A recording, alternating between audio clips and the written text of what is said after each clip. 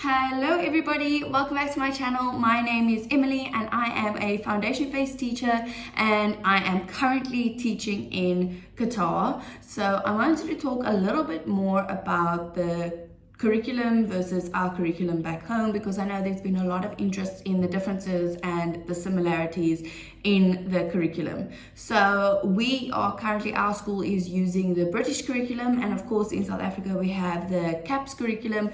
So I've actually got a few documents that I want to show you. So my CAPS curriculum is currently sitting in South Africa, but I do have them pulled up over here on my laptop. And then I have this curriculum guideline for early years, which is called Birth to Five Matters, which is a guidance by the sector for the sector. So it is a non-statutory guidance for the early years foundation phase stage. And yeah, it just says there, if it will focus, it's not going to focus now, but basically this is just a document filled with things. I am still learning how to use this as well. But the biggest difference between our curriculum and the British curriculum is the age that the kids start school. So the British curriculum, they start school in Foundation 1, which they start in the year that they have turned 3. So they have to be 3 to start Foundation 1, and then they have Foundation 2, and then from there they have Year 1 all the way up to Year 13, I think it is, depending on the school. So yeah. But basically, I'm a Foundation 2 teacher, so the kids in my class range from 4 to 6 years old, which would be the age range equivalent to the South African grade R. Except that the biggest difference is that our curriculum and our end of year goals look very different to one another. So in the South African curriculum, if you look at the CAPS document, you'll see that there are different goals that each child needs to learn within the term, where the British curriculum uses early learning goals, which is a goal that they need to meet by the end of that year. So this is how that little page looks. This is just an overview of it. There are other documents that you can use for this stuff, but I find it very interesting because when I started reading it, I found a lot more similarities in the curriculum than differences, which I found extremely interesting, and I wanted to share that with you and show you how you could possibly just enhance certain things a little bit within the South African curriculum and show you that things are not too different. Now, the thing about the two different curriculums is that South Africa obviously has a different economic status than Britain and than in Qatar. So that plays a very big role. There's a lot of different social and cultural differences, even in Qatar and in South Africa and in, I'm sure, Britain itself, which also all plays a role. If you have studied education, you know that implementing grade R has come with a lot of challenges. So that is probably why the early learning stages in South Africa is very much still under development, but we will get there eventually. There's a difference in obviously teachers, the diplomas and the degrees that they are studying. There's a difference there. There's obviously a difference within how people interpret the curriculum. Some people see the curriculum as a guideline, other people see it as a fixed way of doing things. My personal opinion is that the curriculum is a guideline, because if you see that a child can already start blending their words in grade R, why not develop that some more? I know that's really difficult because, again, in context of South Africa, you have got to look at the classroom location, you got to look at safety, you got to look at how many kids do you have in the classroom, you got to look at what are the ages of the kids that you have in your classroom, etc.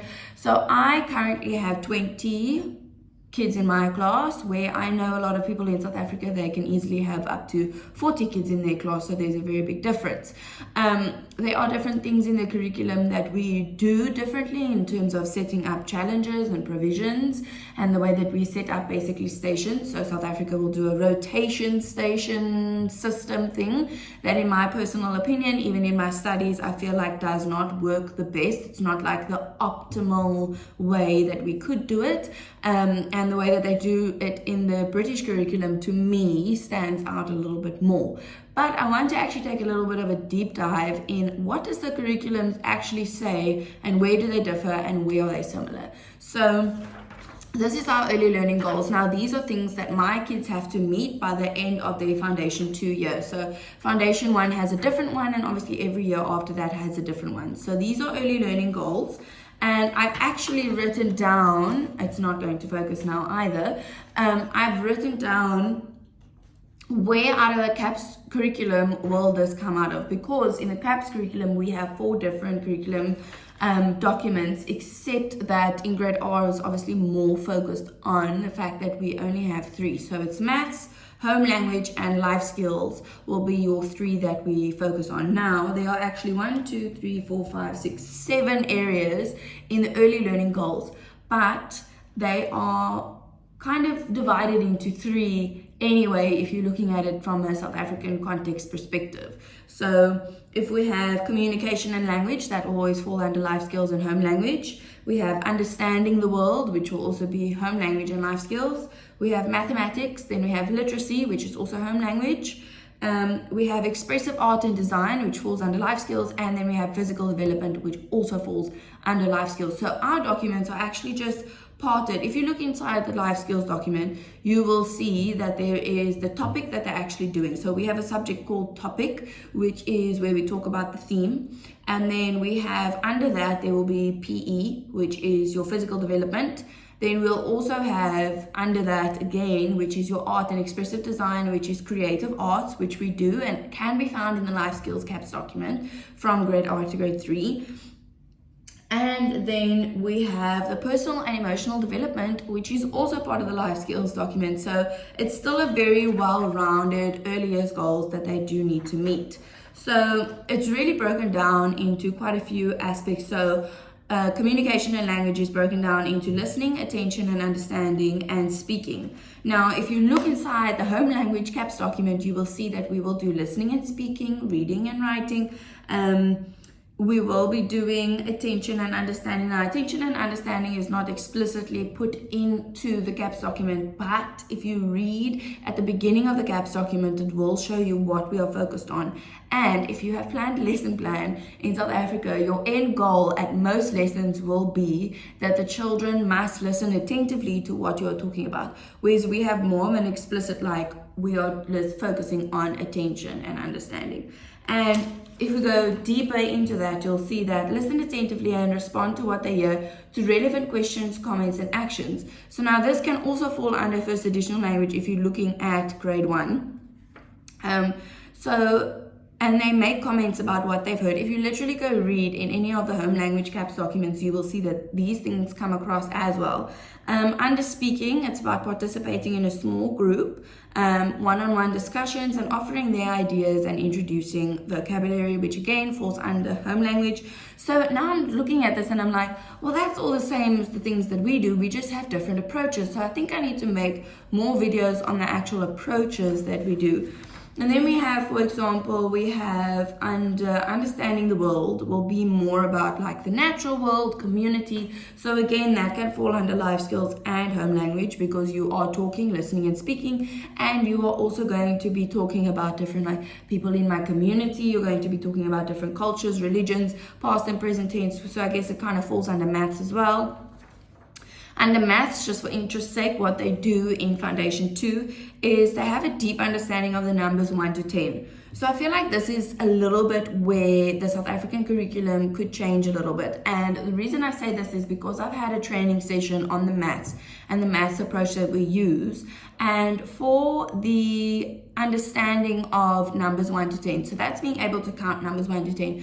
Now, if you look in the grade R curriculum, they actually want them to count all the way up to 20, which I think might be a little bit too far.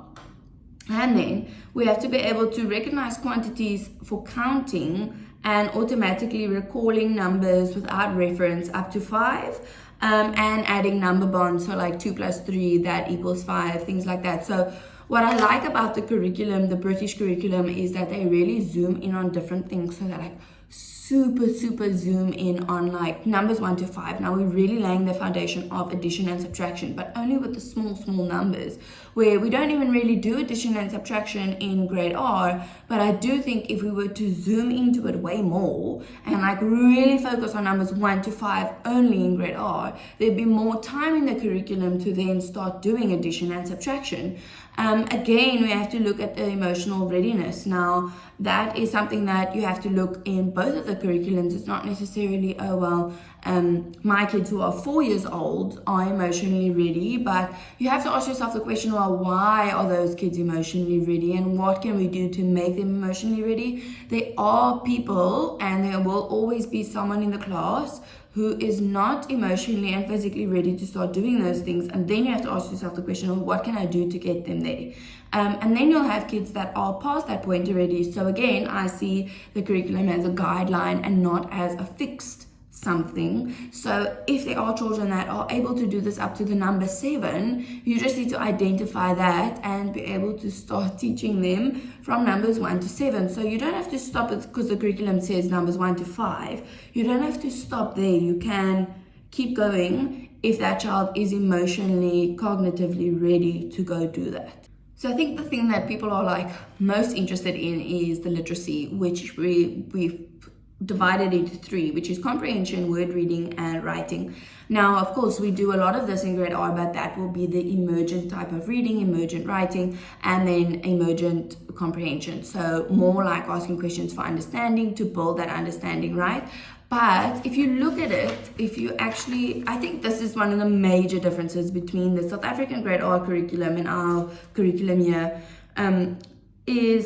so the comprehension is just being able to learn new words, vocabulary, understanding, answering questions with understanding, the anticipation of a story. So all we can do to enhance that in South Africa is when you're reading a story is to read maybe 2 pages and then ask them, well, what do you think is going to happen in the rest of the story, and let them predict and say, I wonder what might happen in the rest of the story, etc. So there's that. Then in word reading, now a lot of people, they go ahead and they think, oh my goodness, like your kids are reading and they're writing already and everything. The actual early year goals is that they can have a sound for each letter of the alphabet and then have 10 digraphs. So a digraph is 2 letters together that make a new sound. So like the E sound can be EA. So we start doing that and we learn all the digraphs in Foundation 2, but that doesn't mean that they have to know all of them. It says at least. So if you look at all of the digraphs that you have, they just want them to know at least 10. And this is also when assessing, you have to look at your teacher, you have to listen to your teacher instinct. You have to listen to the fact, you gotta know, like, is this child meeting different goals on here, and where exactly are they struggling? So it's not necessarily are they meeting all of the goals, because it doesn't necessarily mean if they're not meeting every single one of them, doesn't mean that they're not going to get there eventually. So that's what I say, a curriculum is a very much a guideline into what we need to know. Obviously they start using their phonetical sounds to start blending. Again, in the curriculum in South Africa, we don't do that yet. Maybe at the end of grade R, depending on what type of class you have and what their ability is, you could start teaching that towards the end of the year. And then under writing, it's about forming the letters, which we do in grade R. Is when we are teaching letters, we teach them how to form them. It's not necessarily writing in the lines. We do focus on that, but it's not necessarily something that is going to make or break if a child can go through to the next year group. They need to be able to spell words by listening and identifying the sound. So it's not necessarily that they need to spell the word boat by writing B-O-A-T. If they are listening to the sound and they hear B-O and all they hear is the O sound, T, and then they read that as boat, that is correct and they are meeting that early learning goal. And then lastly, they have to start being able to read and write simple captions and simple sentences. So a simple caption, simple sentence is only 3 words. It doesn't have to contain tricky words, which is like high frequency and sight words. But they do need to be able to start writing cat on mat. So it doesn't necessarily mean that it needs to be spelling correctly. It's about phonetical awareness. So are they hearing it? Are they able to hear and letter form in their brain? Are they able to make that connection between K looks like that and I'm writing that? So I don't know if that makes sense, but basically that's the curriculum so far of what I can see. I know there's a lot more to it. I am still reading through this book, still trying to get through it, still trying to understand the British curriculum a lot better. But the major difference is the fact that we use different approaches, which is something that I would like to deep dive on, because I think that those approaches, some of them are really easy to implement in South Africa. It's just about making it a universal thing back home. So that is the video for today. Please don't forget to like and subscribe. Please don't forget to leave a comment and share this with a friend if they are interested in the curriculum and the differences and where they can enhance it. It's a very interesting study. And again, just remember that there are different factors in different countries that we also have to consider when we look at the curriculum and when we look at the education system. It's not necessarily the curriculum that's the issue. Each education system has an issue. So they have flaws, and that is mainly where the problem lies, is within the education system and not within the curriculum. So that is it for today, and I will get you all in the next video. Bye!